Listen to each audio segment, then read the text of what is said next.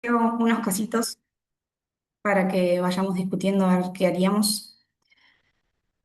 El primero es una mujer de 60 años que consulta porque hace 4 meses tiene ojo rojo y dolor.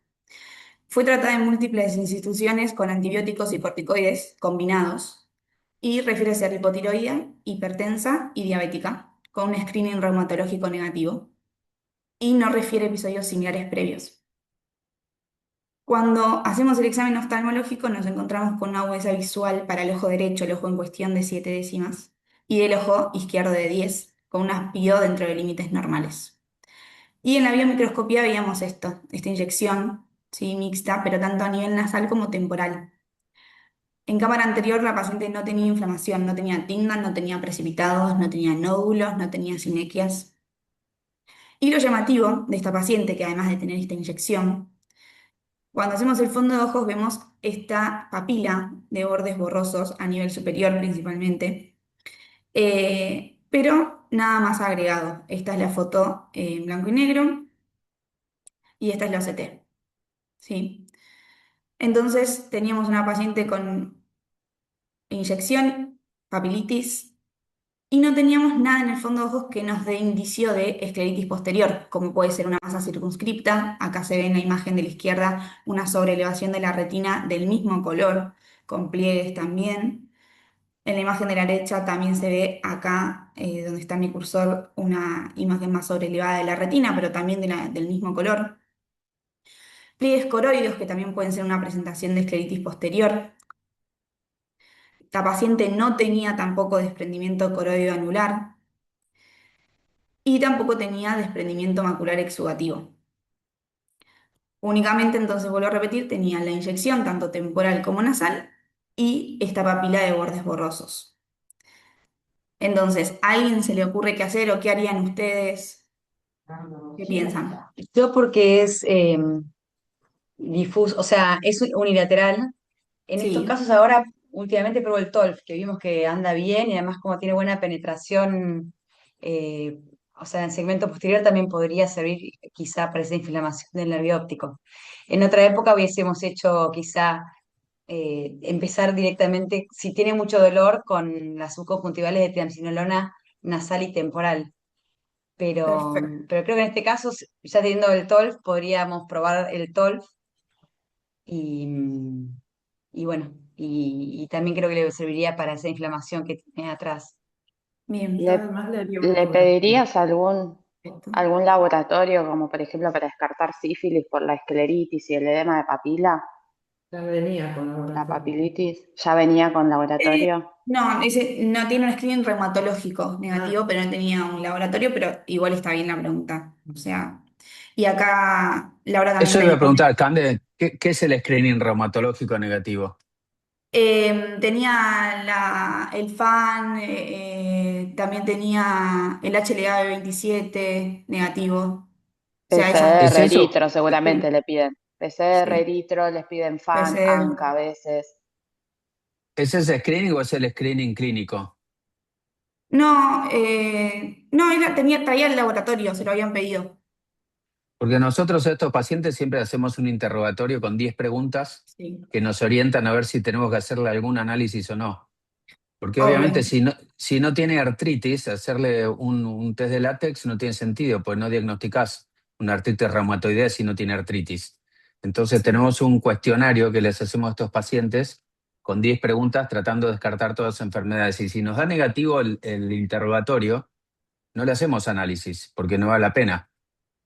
no, y además, bueno, Incluso también te puede dar un FAN positivo en un paciente sano, y si tenés un paciente con esto, con un FAN positivo, después te termina confundiendo.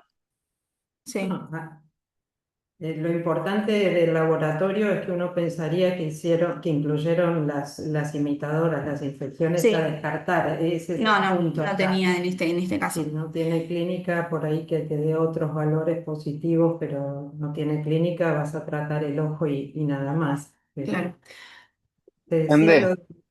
sí, perdón, Laura. No, sí, sí, sí. Claro. No, ¿tenía dolor? sí, tenía dolor y ojo rojo es la consulta, sí, sí, sí. Como dijo Emilio, igual nosotros ese día también le hicimos esas 10 preguntas, le preguntamos si tenía dolores en las articulaciones, si tenía alguna alteración gastrointestinal, si tenía alguna alteración en piel, siempre obviamente descartando primero lo clínico para ir a pedir después lo que sería el laboratorio. La paciente negaba cualquier alteración clínica agregada. Pero bueno, nosotros entonces lo que hicimos fue ponerle el difluprednato, como dijo Agus, cada 2 horas y la controlamos en 2 semanas a esta paciente. A las 2 semanas, si bien la agudeza visual estaba en 10 décimas, la paciente tenía todavía molestias en el ojo y persistía la inyección. Entonces, este es el nervio que también persistía también con bordes borrosos.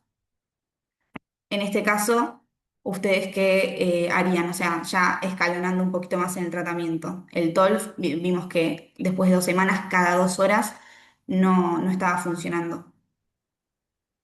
Tuvimos una vez una paciente que le hicimos para hacer algo combinado una periocular con triamcinolona. O Bien. se podría poner subconjuntival y peri, o sea, para el nervio. Bien, nosotros lo que hicimos fue hacer la inyección de triamcinolona subconjuntival. La hicimos tanto a nivel nasal inferior como temporal inferior. Y la paciente a las 2 semanas, sí ahora ya había mejorado la inyección, la molestia. Acá en la imagen de la derecha se ve el depósito de triamcinolona. Y el nervio óptico también había mejorado. ¿Sí? Esta parte borrosa que se veía en un principio ya se veían los bordes del nervio también. Entonces, Está este es bueno lo otro que caso. dice Señor Cande, que lo que dijo Agus, que en algún momento tuvimos una paciente que tenía edema macular y tenía vitreitis, entonces hicimos las dos, no solo el subconjuntival, sino posterior también, el corticoide, que es algo para pensar en este caso si no llega a resolverse del todo lo del nervio, Sí, sobre todo pero por el eso. nervio. Y hasta hicimos intravitrea alguna vez a una señora que tenía escleritis y claro, siempre sabemos que de afuera para adentro funciona, pero no sabíamos qué pasaba con la escleritis si la poníamos adentro del ojo, si le iba a afectar la esclera y se curó la escleritis también. O sea que de adentro para afuera también funciona. Claro, nuestro pensamiento en este momento fue que como acá ya el control, vuelvo un cachito para atrás, ya había 10 décimas la paciente. Entonces, bueno, tal vez lo que estaba, el nervio estaba mejorando también, lo que estaba tal vez quedando es esta inyección más anterior. Entonces, por eso también hicimos la inyección de Tramsi, subconjuntival. Bueno, este es otro caso clínico de un paciente del hospital que también consulta por dolor y ojo rojo derecho, pero el paciente refería a visión borrosa de 24 horas de evolución. Este paciente vino hace poquito y él sí refería dos episodios previos de ojo rojo tratados con AINES. Esta es la biomicroscopía, así externa igual la foto de cómo se veía el ojo. A la biomicroscopía no tenía tindal, no tenía precipitados, no tenía inflamación adentro del ojo, pero este paciente también presentaba una papila de bordes borrosos en el ojo donde tenía la escleritis. También lo que hicimos con él, ay, alguien superpone. También lo que hicimos en él fue comenzar con difluprednato cada 2 horas y controlarlo en 2 semanas. Ahora vamos a ver cómo de este paciente, como vino hace poquito, todavía no tengo la evolución, pero bueno, la presentación fue la misma que la primer paciente, ¿sí? Esta inyección, esta escleritis anterior y esta edema de papila sin ningún signo agregado de escleritis posterior. Perdón, hago una pregunta. El Sí, TOLF cada 2 horas, ¿no les ha sí. subido la presión ocular? A ninguno de los dos pacientes que acabo de presentar le subió la presión con el TOLF cada 2 horas. Igualmente hay que hacer un control seguido porque le puede aumentar no solo al momento de colocarlo, sino también en diferido, siempre que esté con el tratamiento. Y en estos pacientes que voy a mostrar ahora tampoco, que le pusimos el TOLF, tampoco le subió la presión, pero obviamente es algo a controlar, ¿sí? Sí, porque puede aumentar la presión, y más que si lo estamos poniendo cada 2 horas, Sí, seguidito, aunque no es tan... ¿Cómo? sí, ahí es también a controlar a largo plazo porque a veces nunca Eso. hizo presión y están una vez por día y a Y los lo tres hace. meses hace presión. Sí, Sí, Entonces sí, es yo he tenido como, pacientes que le ha subido la presión en una semana, 10 días. sí, por por eso eso. es, No solo Igual, no es, controlar al momento, sino también. cuando... Claro, se comporta Y diferente de lo que no, pasa con el Prendefrin normalmente. El Prendefrin, vos sabés, o cualquier la dexametasona, sabés que normalmente a las 3 semanas, si no le subió ahí, es muy raro que le vaya a subir. Y el TOLF, no importa darlo cada 2 horas, vos por ahí lo dejás de mantenimiento una vez por día y tenés 3 meses más tarde que le subió la presión. Así que se comporta distinto, hay que controlarlo todo el tiempo, pero bueno, si lo controlas no pasa nada, pues lo suspendés y listo, se normaliza, pero no es que sea, por ahí te sube más de uso prolongado 2 veces por día que cuando se lo das cada dos Mm, horas. Ok, sí, eso. Bueno, y este paciente es un hombre de 55 años que tenía el antecedente de artritis psoriásica, veía 10 décimas, la piel estaba normal y hacía 3 semanas que estabas con este ojo rojo tratado con AINES. El paciente no mejoraba, no refería mejoría ni del dolor ni de la inyección. Entonces lo que hicimos también fue tratarlo con el TOLF cada 2 horas por una semana, suspendiendo el AINES porque ya estaba medio cansado el paciente, haciendo un descenso semanal, también lo controlamos y nunca tampoco tuvo un aumento de la presión. Lo mismo esta paciente, también que tenía esta molestia, ojo rojo, dolor y inyección.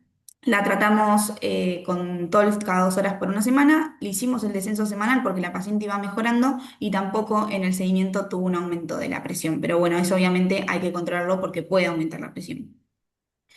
Entonces, los tratamientos que nosotros conocemos de la escleritis para la escleritis, generalmente antes se pensaba que si respondía al corticoide tópico no era una escleritis hasta la llegada de lo que sería el difluprednato, porque vemos con estos casos clínicos que están mejorando con el uso del TOLF. También en la literatura están descritas la indametacina, el naproxeno, muchos pacientes ya vienen con los AINES, pero bueno, estos pacientes refieren que no son muy adherentes al tratamiento cuando están con los AINES y tal vez no tienen una respuesta tan favorable como vemos ahora que sí tiene el difluprednato. Entonces tenemos poca adherencia, poca respuesta, tal vez podríamos empezar con otra cosa. La triamcinolona subconjuntival también es una opción que antes tal vez se tenía un poco más de miedo en el hecho de perforación o en qué escleritis colocarlas. También puede ser una buena opción, ahora vamos a ver qué dice la literatura. Y los corticoides sistémicos y los inmunosupresores que pueden quedar reservados para pacientes que tienen bastantes recurrencias o principalmente aquellos que tienen una enfermedad sistémica asociada. Entonces, con el uso, el difluprednato fue aprobado por la FDA en 2008 y tiene ciertas características que hacen que tenga más actividad inflamatoria y que también tenga mayor penetrancia dentro del ojo. Es más potente, es más fácil de colocar porque es una droga que no hay que agitar a diferencia del prendefrin. Acuérdense que el prendefrin hay que agitarlo 40 veces para que funcione. Tiene mayor penetrancia, como dije, y mayor afinidad a los receptores de glucocorticoides. Este es un gráfico que lo que muestra es cómo tras una única instilación del difluprednato, las concentraciones, obviamente en la córnea va a ser mayor, pero fíjense que también llega a retina posterior. Y este es un paper que habla de cómo a pacientes con escleritis anterior tratados sistémicamente que no estaban respondiendo se agregó el difluprednato. Fueron 32 pacientes, 44 ojos, y se vio una resolución clínica casi en el 80% de los ojos tratados. El tiempo de hasta la inactividad fue más o menos de 9 semanas y los pacientes que tuvieron una respuesta más alta fueron los que usaron más o menos de 2 a 4 gotas al día. Y este caso lo traigo porque en la imagen de la izquierda esta es una paciente que consulta también por inyección, por molestias a nivel superior. La paciente ya venía con tratamiento con acetato de prednisolona, entonces lo que hicimos como no era una inyección tan marcada y no era una molestia tan marcada fue dejarle el Prendefrim. Y esta imagen es de una semana con tratamiento con únicamente el Prendefrim, la imagen de la izquierda. La paciente no terminaba de mejorar la inyección, estaba rara, entonces lo que hicimos fue cambiarle al TOLF y luego de una semana de tratamiento con el TOLF, la paciente sí mejoró, mejoró ampliamente la molestia, ampliamente el dolor y la inyección también. Entonces, bueno, marcar esa diferencia de que tal vez lo que necesitamos es el difluprednato. Y estos son dos papers que traje que hablan de pacientes, este es un trabajo igual de pocos pacientes, son 10 pacientes con escleritis que no tenían respuesta a tratamiento sistémico, se le colocó la inyección de triamcinolona subconjuntival y se dio una resolución más o menos de una media de 8 días, una resolución total. 6 pacientes tuvieron ya que suspender completamente, pudieron suspender la medicación sistémica. Y bueno, 2 pacientes tuvieron recurrencia que igualmente respondieron bien al retratamiento con la inyección o también la terapia sistémica. Lo importante es que no hubo casos de escleritis necrotizante, que tal vez es el miedo, ni de perforación escleral al colocar la inyección. Y este es un trabajo que lo evalúa ya a largo plazo, que son más pacientes, son 53 pacientes con escleritis también sin respuesta a tratamiento tópico o sistémico. Tópico me refiero a corticoides, se le dio prednisolona o AINES tópicos. El 90% tuvo una resolución completa tras una única inyección de triamcinolona subconjuntival y a los 48 meses el 50% ya estaba sin recurrencia. 96% de estos pacientes usaban tratamiento sistémico y solo el 43% continuó con el tratamiento sistémico, pero no por la escleritis, sino por la enfermedad sistémica asociada. Y también otra cosa a remarcar es que no hubo necrosis ni adelgazamiento escleral. Entonces, lo que yo traía hoy es estos tratamientos nuevos, entre comillas, porque en realidad o sea, tienen tiempo, y como este protocolo que nosotros podríamos comenzar entonces, si tenemos una escleritis anterior, difusa o nodular, podríamos comenzar con el difluprednato cada 2 horas, obviamente controlando la presión sin tenerle miedo a eso. Si el paciente luego de 2 semanas de tratamiento no resuelve, se hace un descenso semanal, ya se puede disminuir a 4 veces al día, ¿sí? Y si no hay mejoría, intentar entonces con la inyección subconjuntival de triamcinolona. ¿Cómo se coloca la inyección? Si es una escleritis difusa, o sea, se coloca donde está, son 0,2 centímetros cúbicos por cuadrante en el lugar de la inflamación y por cuadrante. A nuestra paciente acuérdense que tenía inyectado tanto nasal y temporal y se colocó nasal inferior y temporal inferior. Se hace una bomba. Y si tenemos un nódulo, se intenta, acá tenemos el nódulito y estar un poquito más alejado del nódulo, ¿sí? Y este es un caso Perdón, clínico. perdón. ¿Cuánto le colocas de triamcinolona? ¿Cuánto 0,2 requerís? por cuadrante. 0,2. Gracias. No, de nada. Y esto, porque como yo traje estos 2 casos clínicos de estos pacientes que tenían escleritis anterior y papilitis, en la literatura la verdad es que el único caso que aparece es un reporte de caso de un señor de 59 años que tenía bilateral, o sea, la escleritis anterior bilateral y el edema papilar bilateral. Este paciente resolvió con corticoides, se le dio corticoides 1 miligramo kilo día igualmente. Y tenía algunos signos sí, de escleritis posterior porque tenía en la ecografía un engrosamiento. Pero bueno, saber lo que yo quería traer hoy es principalmente esto de los tratamientos, esta opción del TOLF, la opción de la triamcinolona y saber que son seguros para el tratamiento de la escleritis. Y además tener en cuenta que se pueden presentar entonces pacientes con escleritis anterior y también papilitis y que podemos empezar a hacer entonces el tratamiento escalonado y que tampoco hay que tenerle mucho miedo, obviamente evaluando, ¿no? Cuánto ve el paciente y el contexto y descartando también que no tengan estos signos asociados de escleritis posterior. Así que bueno, Les esas hago son una mis... pregunta. ¿Han notado que tienen más recurrencias con el TOLF versus la triamcinolona o después de que se curan eh, es igual? Yo en mi experiencia El, corta, el tema, Steffi, ahí es que si tienen recurrencias, estamos obligados a estudiar eh, ahí sí una enfermedad Sí, sistémica. hay un paper que hablaba del TOLF que les costaba decidir cuándo suspender el tratamiento porque cuando le sacaban la gota muchas veces recurrían. Viste que lo que mostró Y Cande con la triamcinolona, el 90% con una inyección se curaba. Por eso les claro, preguntaba. ¿y ese trabajo estaba hecho con TOLF o estaba hecho con el Con Duresol? TOLF. Porque ese es otro problema. No. Ah, Que la no, TOLF mayoría no de sé, claro, la con mayoría de difluprednat. claro, la mayoría de los trabajos está de diflupranato está hecho con el Duresol. Y Ok. nosotros tenemos acá la experiencia en el país de que con el Prendefrin Forte sabemos que las otros similares no actúan igual. Bueno, mi pregunta siempre fue a ver si el TOLF y el Duresol tenían la misma molécula o tenían la misma efectividad, diríamos, Sí. ¿no? Y eso, porque el TOLF lo empezamos a usar un montón en pandemia cuando no había Prendefrin. Y bueno, eso la verdad que yo nunca lo pude responder. A ver si. Ok. eh, Es que el TOLF es un biosimilar del Duresol, no es claro, exactamente lo mismo.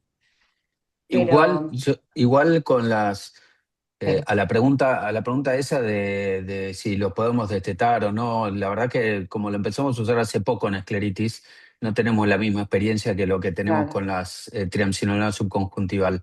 Y aún así, cuando estudiamos los pacientes, todos los que teníamos con escleritis del hospital y de acá del consultorio, vimos que incluso siendo idiopáticos, la mitad tenían recurrencias, aún siendo idiopáticos. Está bien lo que dice Sebas, hay que siempre pensar en una enfermedad sistémica asociada, pero más o menos 70% de las escleritis que teníamos eran idiopáticas, no tenían enfermedad sistémica, y a veces, y muchos de ellos, la mitad eran recurrentes, y algunos de ellos hasta los hemos tenido que tratar con metotrexato por más que no tuvieran una enfermedad sistémica asociada. Así que es todo dinámico, pero un poco el objetivo de lo que presentó Cande es mostrar otras opciones, que el TOL sirve en algunos casos, es una opción, antes no era. Yo me cansaba de decir que si respondían a las gotas es porque no era una escleritis, hasta que apareció el TOLF. Cuando hablamos de la triamcinolona, la verdad que no hay mucha gente que se anime a usar la triamcinolona. En Estados Unidos casi ni lo consideran. Hace poquito fui a Chile, al Congreso Panamericano, y es como que te miran, che, le inyectás vos para una escleritis, como que hay distintas escuelas y muchos no se animan. Pero bueno, son excelentes alternativas las dos, muy sencillas y mucho mejor que estar tomando indometacina por vía oral o naproxeno por vía oral, que nadie lo aguanta y rara vez sirve. Dos cosas. Una que sí es interesante que nombró Pablo es que sí se ve más aumento de presión, de presión arterial, de presión ocular con difluprednato, que era un tema que a nosotros no nos preocupaba mucho cuando le metíamos triamcinolona subconjuntival. No recuerdo que hayamos tenido hipertensión ocular con triamcinolona subconjuntival y sí uno ve que los pacientes algunos responden rápidamente al difluprednato con la presión. Y a los reportes en general hablan de como un 40, 45, que hay respondedores, ¿no? O sea, que algunos son muy tempranos, otros son más tardíos. En niños, nosotros en lo que es uveitis en niños, sí me parece que lo vemos que el porcentaje de respondedores a presión es mucho más, pero en adultos vemos que responden al difluprednato. Y era algo que yo recuerdo no nos preocupaba con la triamcinolona subconjuntival. Entonces, dos preguntas. Una, si uno ve que con el difluprednato tiene un paciente que responde y no le puedes controlar la presión, me imagino que primero le pones un hipotensor y si no, le harías triamcinolona subconjuntival, aunque responda, o sea, aunque tenga la presión que responda con Sí, difluprednato. sí, sin duda que le haría una triamci, porque como vos decís, responden mucho más al difluprednato que a la triamcinolona. Pero tenemos pacientes donde le sube con el difluprednato, le agregamos un hipotensor y mantenemos los dos y van perfecto con eso. O sea que es una opción también. No, que suba la presión no quiere decir que lo tengan que discontinuar de entrada. Y que Ok, suba con el TOLF no quiere decir que no puedas poner una triamcinolona. claro. Pero bueno, eso sí, Eso viste ya. menos porcentajes de presión con triamcinolona subconjuntival que con difluprednato. Ya se aplicaba con el prednefrin eso también, que estaba estudiado, que vos le ponías prednefrin, le subía la presión y eso no te contraindicaba ponerle una triamcinolona subconjuntival o periocular. Y otra cosa, el otro día alguien me comentó que tenía buenas respuestas en las escleritis con otro tratamiento, voy a decir, ¿no? Con la inyección de AINES, pero intramuscular, para que no tenga el problema de la gastritis con la indometacina. Entonces que le daban o diclofenac o indometacina, pero intramuscular. ¿Vos habías escuchado eso? Igual tiene su efecto el intramuscular sobre el estómago por la absorción sistémica, así que sigue siendo igual de tóxico. Y Una que te estén pregunta, poniendo una vez por semana una inyección intramuscular, no sé si me gustaría mucho. una pregunta, ¿por qué tiene que ser en cuadrantes y no localizados? Ya para el próximo tema. ¿Quién habló ahí? No sé si alguien está Yo, hablando. Mariano, Ahí está. ¿por qué tiene que ser entre cuadrantes y no localizado a donde está la escleritis? Pues vos podés tener una escleritis que sea nodular, que es muy sectorizada, o podés tener una escleritis difusa. Entonces, si es nodular es facilísimo, lo pones donde está la escleritis nomás. Pero si es difusa y te afecta a los 4 cuadrantes, si le pones inferior solo, no te va a curar la de arriba. Gracias, gracias. Nada.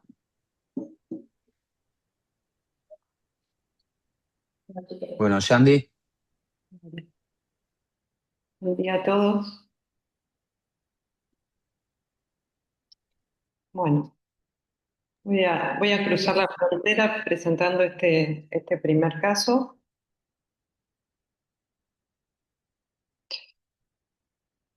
Un varón de 39 años que manifestaba ver halos alrededor de las luces con su ojo derecho, que veía como más opacos si lo comparaba con el otro ojo. Tenía acúfenos, no le dolía la cabeza, refería a su piel atópica de siempre. La agudeza visual era buena a pesar de los síntomas y en el ojo derecho tenía en cámara anterior precipitados muy finitos, inferiores, tindal de dos cruces, no tenía nódulos, no tenía sinequias, el otro ojo era normal, la presión era normal en ambos ojos y este era el fondo de ojo. En la foto color no se ve demasiado, pero si alguien quiere describir algo, es bienvenido. La sintomatología era del ojo derecho.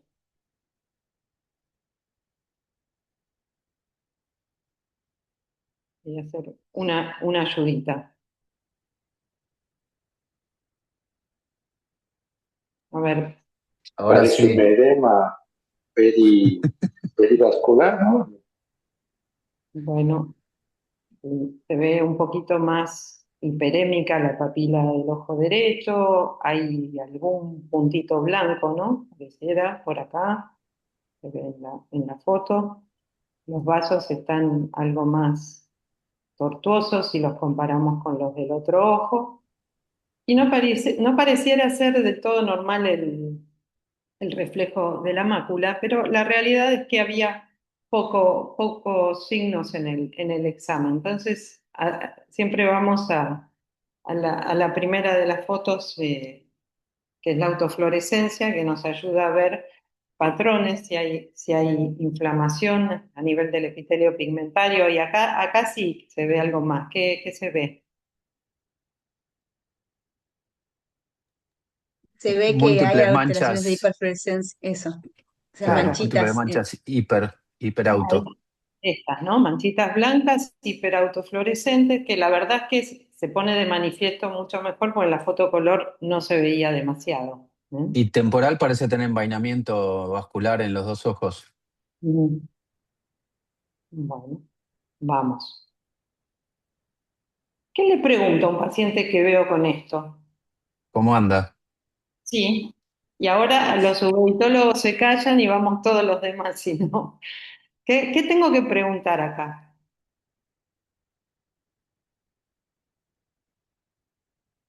Bueno, Y está difícil, Lau. Yo personalmente no se me ocurre nada solamente con eso. que hablen los ubetólogos. Aftas orales, Bien, Grace, aftas orales, ¿pensando en qué? Empecé. ¿Qué más? ¿Cómo se le pregunta lo de las aftas orales?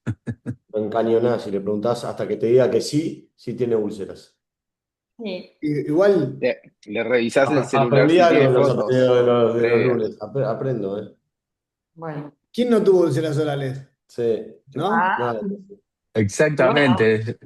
Por eso nadie le da bola. Cuando preguntas si tiene nafta, te dicen que no. Te dicen que no, que no y que no, hasta que lo agarrás del cuello, lo tirás al No. piso y entonces ahí te confiesan. Bueno, pero por eso. Pero qué O le relevancia preguntás tiene también. si yo tuve úlceras orales. Entonces, o sea, yo te voy a contestar que sí y no tengo nada por ahora. Por ¿Podemos ahora. mostrar la foto Bueno, del fondo de ojo de pato, por favor? Vamos a preguntar eso, vamos a preguntar si tuvo algún episodio febril reciente, un cuadro viral, podemos preguntar distintas cosas también dentro de lo que son los síndromes de puntos blancos, o bueno, y seguimos en base al examen. Yo le pedí una angiografía porque eso que dijo Emilio era verdad, se veía como un patrón de envainamiento, algunos vasos más congestionados. Entonces, acá en las fotos más digamos, centralizadas y aumentadas del ojo derecho, puse lo que me parecía más remarcable. Acá vemos que tiene efectivamente inflamación en la pared de los vasos, hay muy poquita filtración localizada, eh, no parece haber áreas de cierre vascular y la papila sí tiene una congestión, un leakage tardío.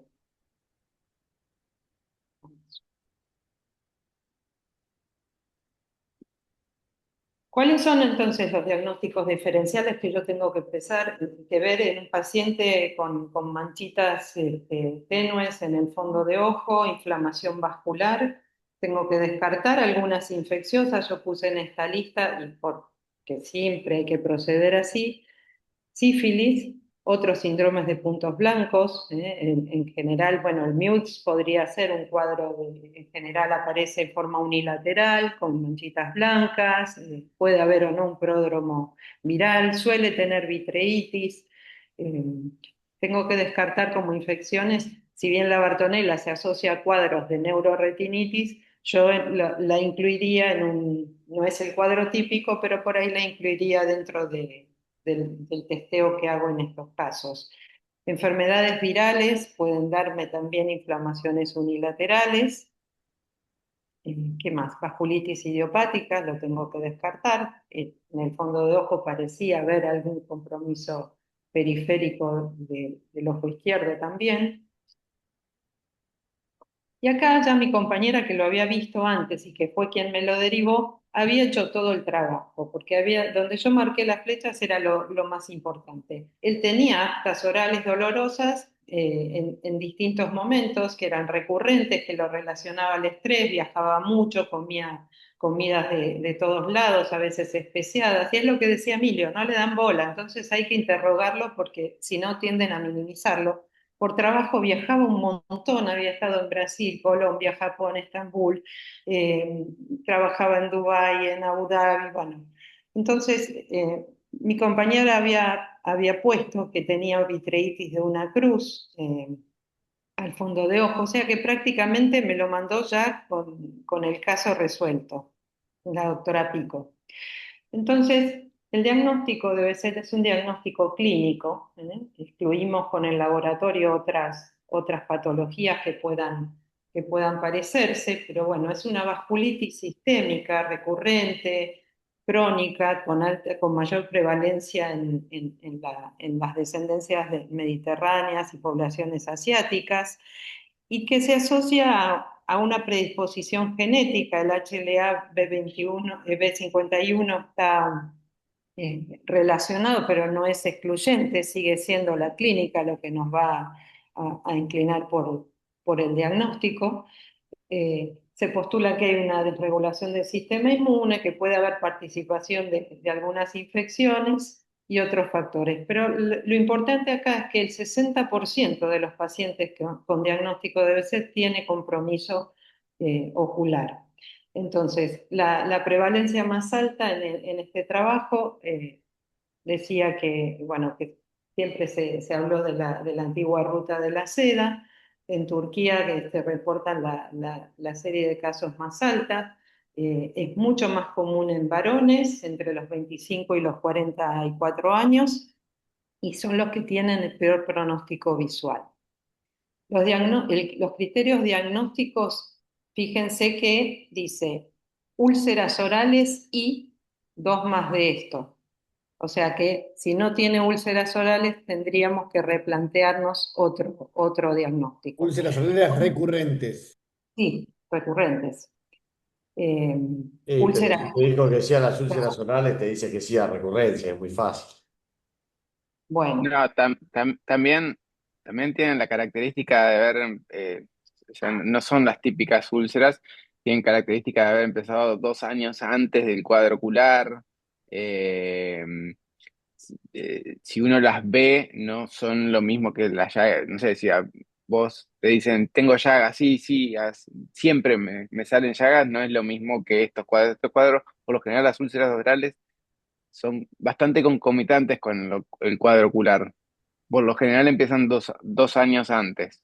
bueno, Después pero le está en el contexto de un paciente, a nosotros nos va a llegar un paciente que está haciendo una uveitis y en ese contexto, si el paciente tiene úlceras orales, porque lo tenemos que interrogar nosotros, si no, no lo va a manifestar, no lo va a asociar, entonces ese es el punto, que es el criterio diagnóstico al cual se tienen que unir dos o más de los siguientes, que son úlceras genitales también, otras lesiones oculares, que ahora vamos a hablar un poco más del espectro que dan de los patrones inflamatorios del ojo, Lesiones en piel, ¿sí? Hablamos de foliculitis, que le preguntamos si tiene granitos en la espalda especialmente, el eritema nodoso, como nódulos enrojecidos en las piernas, especialmente. Estas son las cosas que le tenemos que preguntar a un paciente en el que estamos sospechando esto. Bueno, y el test de Patergia positiva es otro de los criterios. Además, pueden tener, por supuesto, compromiso neurológico y otros signos de compromiso vascular sistémico.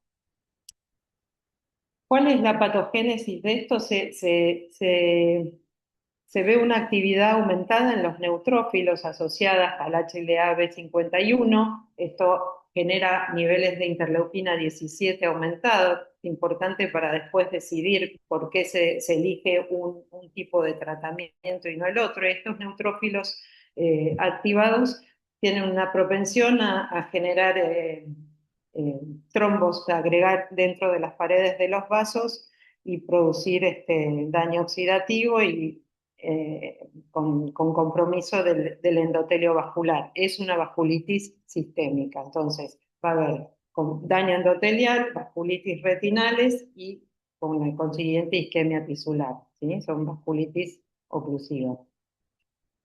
¿Cómo es la uveitis relacionada a BSEP? En general, es una inflamación que va a ser bilateral, puede ser asimétrica, que es crónica, que tiene recurrencias y que es en general no granulomatosa. Las mayores complicaciones, como toda vasculitis oclusiva, va a ser la isquemia retinal, atrofia retinal o atrofia óptica, que es, digamos, la complicación por la que los pacientes suelen tener la pérdida visual irreversible. Pueden tener, por supuesto, como en toda inflamación, edema macular. Si hay isquemia, puede llevar a un glaucoma neovascular, hemorragias vítreas. Y el 20% en este trabajo, el 20% de los pacientes podían llegar a la ceguera a pesar del tratamiento. O sea, es una enfermedad agresiva y que hay que diagnosticarla rápido y tratarla rápido. Dentro de las manifestaciones en los ojos, yo marqué los puntos más importantes. En las uveitis anteriores es común ver que puedan tener hipopión también, es uno de los diagnósticos diferenciales, donde las uveitis anteriores tenemos un montón, pero esta es un ojo rojo, en general doloroso, con los precipitados en polvillos finitos, pero que cuando precipitan generan ese hipopión estéril. Y en la parte posterior generan los infiltrados retinales, que se ven como a veces manchitas blancas o puntitos blancos, que son bastante sugestivos debe ser. Entre los diagnósticos diferenciales, todo lo que pueda dar uveitis anterior con las características que dijimos puede parecerse a las relacionadas al B27, con todas sus enfermedades sistémicas predisponentes. En el compromiso posterior, yo no voy a hablar de todo lo que da vasculitis, está acá el cuadro, pero si vemos esos infiltrados, acuérdense que en sífilis también podemos ver infiltrados retinales, edema, tienen otras características, pero es en lo que tenemos que pensar. Y, bueno, por supuesto, en los otros síndromes de puntos blancos. Como dijimos, si en este caso que veíamos mayor compromiso unilateral, el MIUTS era uno de los diagnósticos diferenciales, otras formas de choroiditis, pero no estamos hablando de lo mismo.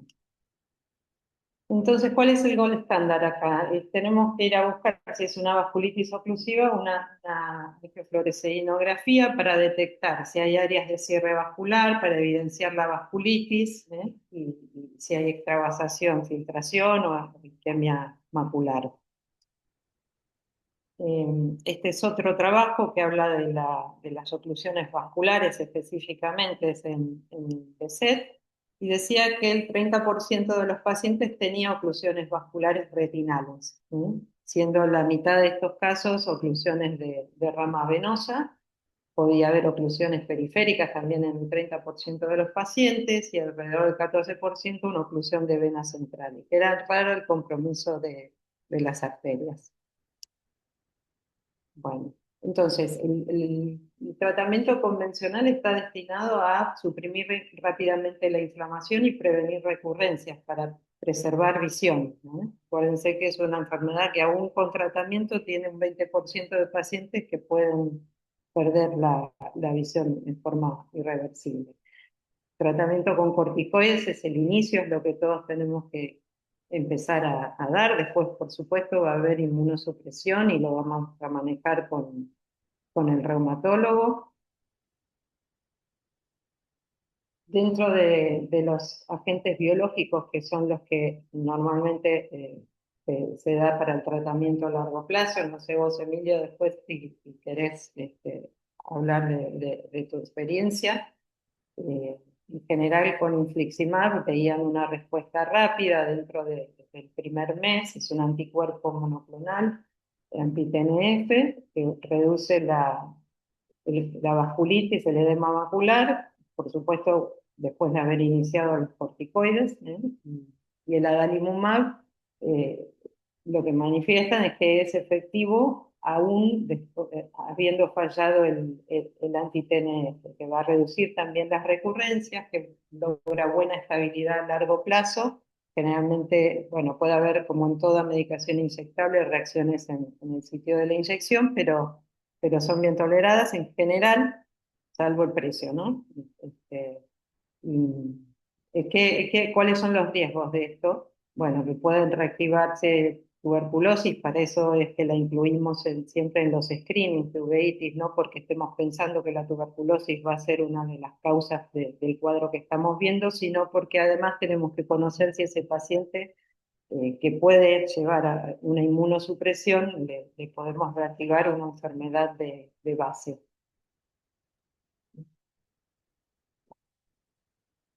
Bueno, conclusión, es una inflamación severa, con compromiso visual posible, es mucho más agresiva en varones y en la etnia Miraki, y que es esencial incluir el tratamiento temprano. O sea, puedo compartir porque esto no da tiempo. La otra buena pregunta. Vos le leíste, o sea, él empezó con baja visión del ojo derecho, pero era bastante leve todo. No ¿Le diste era corticoides? una visión baja, él manifestaba halos alrededor de las luces y ver más opaco. Por eso me pareció interesante mostrarlo el caso. Él veía 10 décimas. O sea, pero ¿le darías un inmunosupresor en este caso? Está con Con... eso. Nosotros lo que hicimos fue darle los corticoides, sospechamos cuando vino ya con la analítica y todo, y el B51 positivo, sospechamos BSET, lo derivamos a un reumatólogo ya con los corticoides a miligramo kilo y sugiriendo, bueno, iniciar la inmunosupresión y que por supuesto lo confirmaron al diagnóstico clínico y lo empezaron a tratar. Se le dio metotrexato de inicio, no fue suficiente y terminó con biológicos asociados también. ¿No fue suficiente para lo que era las lesiones en lo que Seguía es el teniendo ojo? ¿O no fue el suficiente ojo, para...? seguía teniendo inflamación en el ojo cuando le bajábamos el corticoide, hizo neovasos en la papila que eran inflamatorios, le subimos un poquito el corti y eso se le fue, no Ah, ok. hubo necesidad de hacerle láser, eran inflamatorios, pero hasta que no se le puso el tratamiento con biológicos no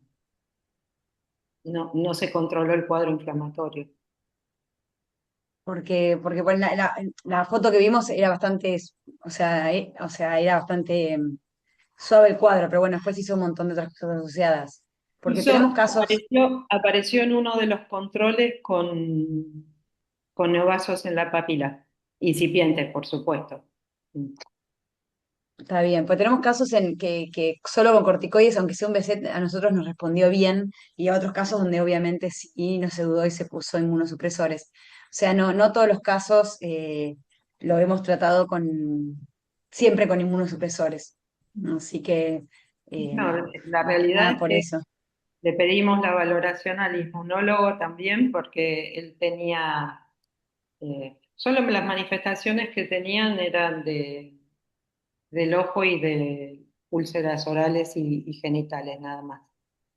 Pero creímos que era necesario porque no podíamos bajarle los corticoides. Ya con 20 miligramos volvía a tener complicaciones en el ojo. Cuando vimos los neovasos en la papila, él tenía 20 miligramos de corticoide. Entonces, por eso es que se decidió pasar a otra medicación. Gracias, Lau. Bueno, sigo yo entonces con este tiempo que queda. Esto es lo que presenté ahora en Chile y es para reforzar un poquito lo que presentó Cande en el Ateneo que hicieron de consultores presencial. Les presento este caso de esta mujer de 69 años que tiene una uveitis hipertensiva unilateral. Como ven en la foto, tiene precipitados gruesos, tiene 4 cruces de células, tiene el iris, miren cómo está la pupila totalmente discórica porque tiene atrofia de iris, con lo cual no cabe mucho la duda del diagnóstico. Unilateral, hipertensiva, con precipitados gruesos, con discoria, atrofia de iris, es una uveitis herpética, aunque no le hagamos una punción de cámara anterior. Entonces, el diagnóstico es clarísimo porque clínicamente se puede hacer el diagnóstico y no necesitamos la PCR para confirmarlo. Y entonces, el diagnóstico es clarísimo y el tratamiento es tan claro. Le damos aciclovir, le damos valaciclovir, le damos antivirales a este paciente. Bueno, yo hace mucho tiempo que ya no hago esto, que no le doy ningún antiviral y solamente le doy corticoides. Antes le daba acetato de prednisolona, ahora prefiero el difluprednato, bien seguido en este caso, no cada 2 horas, sino cada 1 hora. Y miren lo que pasó. A las 2 semanas tenía mucho menos precipitados queráticos, ven que se ve mucho mejor el ojo, habían bajado las células, le bajo el difluprednato gradualmente y 6 semanas más tarde estaba sin inflamación y con un mantenimiento del difluprednato 3 veces por semana, lunes, miércoles y viernes para prevenir las reactivaciones. Y bueno, con eso este paciente resolvió totalmente el cuadro. Este es otro ejemplo, una mujer de 63 años, uveitis hipertensiva unilateral. Ven la disposición de los precipitados queráticos típico de la uveitis herpética, de vuelta a diagnóstico clínico, que hago difluprednato también durante un mes, luego mantenimiento lunes, miércoles y viernes por un año, con lo cual previno las reactivaciones. Durante todo ese año no tuvo una reactivación, no solo se curó con los corticoides sin antivirales, sino que tampoco se reactivó cuando hicimos el mantenimiento con corticoides.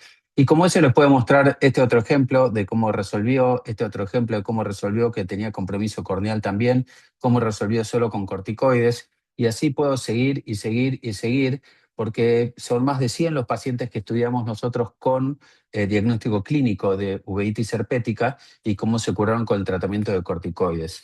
Ustedes dirán, ¿por qué soy tan rebelde y no hago lo que hace todo el mundo? Porque bueno, hace como 30 años tuve la experiencia con este chico, 12 años tenía, venía de Trelew, tenía una uveitis hipertensiva, debe haber sido el único que le puncé la cámara anterior para hacerle una PCR, la PCR dio positiva para herpes simple, entonces empecé a tratarlo con aciclovir oral. Claro, hasta que no le di corticoides, nunca se le fue la uveitis. Y después la literatura decía, o la gente decía, que si yo le daba el aciclovir oral y le iba a prevenir las recurrencias. Hasta que no le di corticoides, no le pude prevenir las recurrencias. O sea, básicamente no sirvió para nada el aciclovir oral en este caso y sí la respuesta a los corticoides. Entonces, ¿para qué le vamos a dar corticoides para qué le vamos a dar antiviral a estos pacientes si lo que hace que se cure y que no tenga recurrencias son los corticoides? Entonces, a partir de hace 30 años que esto es lo que estoy haciendo con todos los pacientes que tienen una uveitis herpética, que es la causa más común, tiene o no compromiso corneal. Ahora vamos a ver cómo es el diagnóstico clínico. Sabemos que es recurrente, que le sube la presión, no en todos, que los precipitados tienen una disposición particular y que pueden tener atrofia de iris. Entonces, hace ya un tiempo estudiamos 103 pacientes con uveitis anterior herpética. Este estudio fue retrospectivo. Algunos lo vimos por una sola vez, pero la mayoría tuvieron seguimiento. Como ven ahí, 65 de estos pacientes. Y las características clínicas son, uno pensaba que siempre estos pacientes tenían hipertensión ocular y la realidad que no. 67% tuvieron hipertensión. Pero miren la disposición de los precipitados y la atrofia, que son bien característicos. Si nosotros tenemos el triángulo de Arlt inferior, nos dice que tenemos una uveitis granulomatosa y punto, no nos dice mucho más. Si tenemos precipitados difusos, como en este caso, pensamos en el Fuchs, pensamos en la parsplanitis, y el herpes también puede dar precipitados con estas características. Pero cuando tenemos precipitados localizados que no son ni un triángulo, que no son difusos, esto es herpes. No necesitamos nada más porque ya sabemos que lo único que nos da esos precipitados localizados es el herpes. Entonces acá tenemos ejemplos. No es triángulo, no es difuso, son localizados. No es triángulo, no es difuso, están en el centro, típico del herpes. Esta es una foto de Ignacio Lichinsky, donde se ven perfectamente estos precipitados ahí localizados. Acá también no es triángulo, no es difuso. Así que ya con mirar los precipitados podemos hacer el diagnóstico. Si además le subió la presión y si además tiene atrofia de iris, realmente no necesitamos la PCR para hacer el diagnóstico. Ven cómo es la atrofia, puede ser el sector, puede ser más difusa, puede darnos discoria, puede no. Este caso mucho más agresiva la atrofia de iris. Y después también muchos de estos pacientes tienen compromiso de córnea, la mayoría no, pero podemos tener compromiso tanto del epitelio, teniendo una dendrita, del estroma o hasta del endotelio. Entonces estas son las manifestaciones que pueden tener en córnea estos pacientes asociadas, la dendrita que la reconocemos todos, la queratitis estromal junto con los precipitados localizados y hasta el compromiso endotelial que acompañan a estas uveitis hipertensivas. La evolución, la mayoría de ellas son recurrentes, algunos hasta terminan cronificándose, pero bueno, el diagnóstico es clarísimo. El asunto es el tratamiento. ¿Qué hacemos con estos casos? ¿Por qué lo de los corticoides? Bueno, tenemos que tener algunas cosas en consideración. Primero, que el herpes, al igual que el herpes labial, es autolimitado y en una semana se va el herpes, se autolimita, hagamos lo que hagamos. Entonces, eso es un concepto para pensar que la enfermedad se cura sola. Después, claramente tenemos dos manifestaciones distintas del herpes. Una es por infección y otra es puramente inflamatorio, que lo vamos a ver, y después ver en la literatura qué evidencia hay de que el tratamiento con antivirales sirva. Entonces, cuando hablo de herpes infeccioso, si yo tengo una dendrita, yo sé que acá hay replicación viral en el epitelio y que si le doy antivirales se cura. Si yo tengo una necrosis retinal aguda y le doy solo corticoides, voy en cana, porque acá claramente es una replicación viral en la retina y yo tengo que darle antivirales y se cura con los antivirales, aunque yo no le dé corticoides. Entonces, clarísimamente tenemos un herpes infeccioso y clarísimamente tenemos un herpes inflamatorio. Si yo tengo una uveitis anterior, responde a los corticoides. Si tengo una queratitis estromal, necesita corticoides. Si tengo una endotelitis, necesita corticoides, sin dudarlo. ¿Qué evidencia hay de que la ciclovir oral sirva para el tratamiento de las uveitis? ¿Previene las recurrencias? Nadie lo sabe, no está en la literatura. El primer estudio de esto, ya lo mencionamos muchas veces, es el HETS, que comparó prednisolona y trifluridina, una porquería como tópico, prednisolona, y a un grupo se le da ciclovir oral y a otro placebo, y esto fue, no hubo diferencia estadísticamente significativa entre darle placebo y a ciclovir oral. Pero ustedes miran, bueno, Emilio, eso es del año 96. Bueno, sí, hay cosas más nuevas. Está este metaanálisis que se hizo en el 2021, donde revisaron todo lo que había en la literatura sobre la evidencia para el tratamiento de la uveitis anterior por herpes simple y zóster, y ¿qué encontraron? Aciclovir oral o placebo sin diferencia estadísticamente significativa. Aciclovir oral de 7 o 14 días era lo mismo. Darle aciclovir o valaciclovir era lo mismo. Aciclovir tópico, aciclovir oral. Ven que no hay una diferencia estadísticamente significativa en el uso del aciclovir oral, por lo menos lo que hay en la literatura.